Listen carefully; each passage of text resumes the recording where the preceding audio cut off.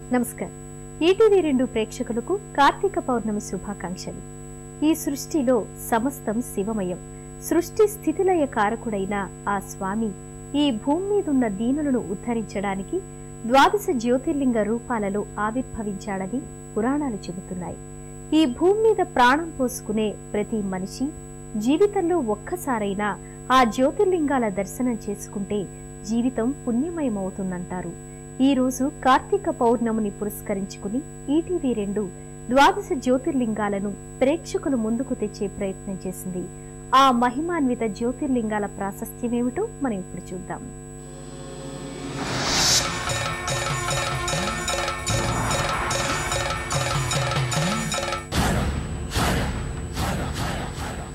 ద్వాదశ జ్యోతిర్లింగ క్షేత్రాలలో మొట్టమొదటిగా విరాజిల్లుతున్న దివ్యధామం సోమనాథ్.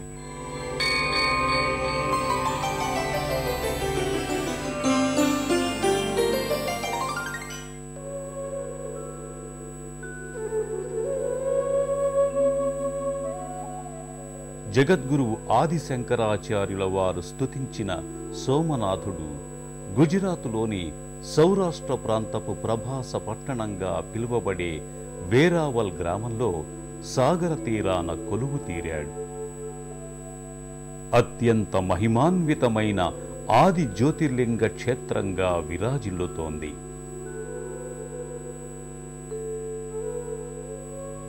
భారతదేశపు ఈ ఆది జ్యోతిర్లింగం కోట్లాది భక్తజనులకు శ్రద్ధాస్థానం. లక్షలాది యాత్రికులతో ఇక్కడ ఎప్పుడూ రద్దీగానే ఉంటుంది.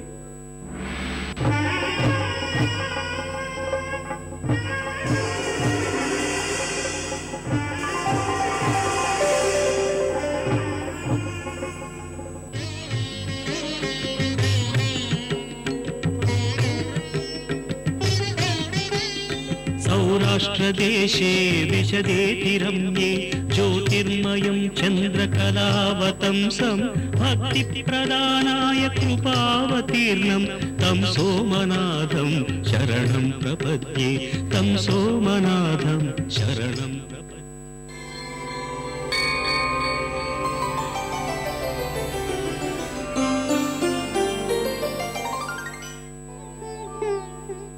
శివనామ స్మరణతో మారుమ్రోగుతున్న దివ్య క్షేత్రం శ్రీశైలం. 12 జ్యోతిర్లింగ క్షేత్రాలలో రెండవదిగా విరాజిల్లుతున్న ఈ దివ్య క్షేత్రాన్ని కైలాస నివాసం అని కూడా పిలవటం జరుగుతోంది.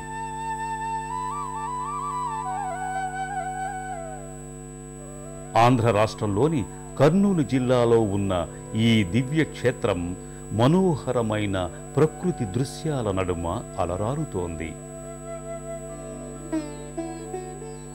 శ్రీశైల మల్లికార్జునుని ఈ పవిత్ర స్థానానికి చేరువగా కృష్ణానది పాతాళ గంగగా దర్శనమిస్తుంది.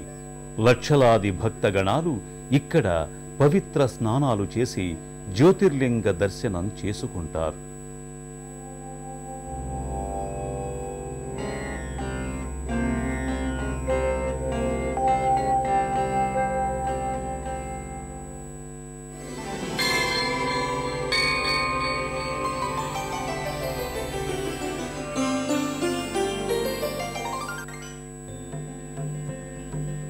ద్వాదశ జ్యోతిర్లింగ క్షేత్రాలలో మూడవది ఉజ్జయిని.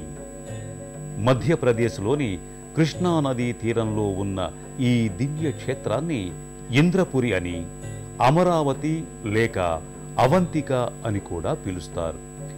ఇక్కడి వందలాది గుడుల గోపురాలపై గల స్వర్ణ తాపడాల వల్ల దీనిని స్వర్ణశృంగ అని పిలుస్తారు. ఈ మహాకాళ శివమందిరంలో ప్రాతకాలంలో 4 గంటలకు పూజ జరుగుతుంది. అభిషేకానంతరం మహాకాళునికి చితాభస్మం పోస్తారు. మహాకాళుణ్ణి దర్శించిన వారికి దుఃఖం ఉండదు. మానవులు ఏది కోరుకుంటే అది జరుగుతుందని భక్తులు నమ్ముతారు.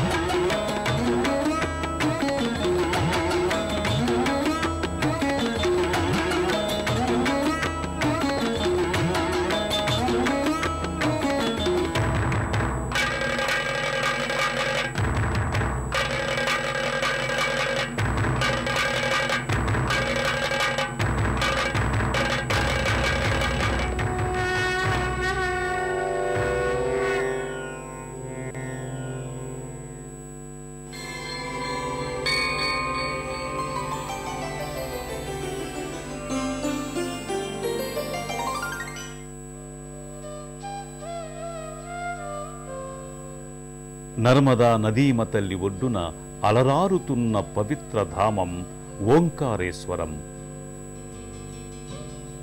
మధ్యప్రదేశ్లో ఉన్న ఈ దివ్య క్షేత్రంలో మహాశివుడు ఓంకార అమలేశ్వరుడిగా జ్యోతిర్లింగ స్వరూపుడిగా ఆవిర్భవించాడు.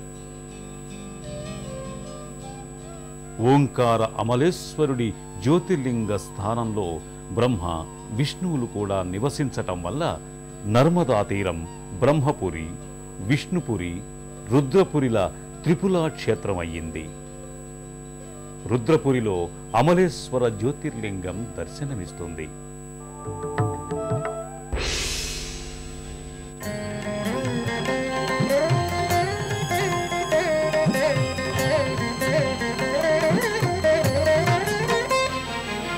దేవరాజ సేవ్యమాన పావనాంఘ్రి పంకజం వ్యాలయజ్ఞ సూత్రమిందు శేఖరం కృపా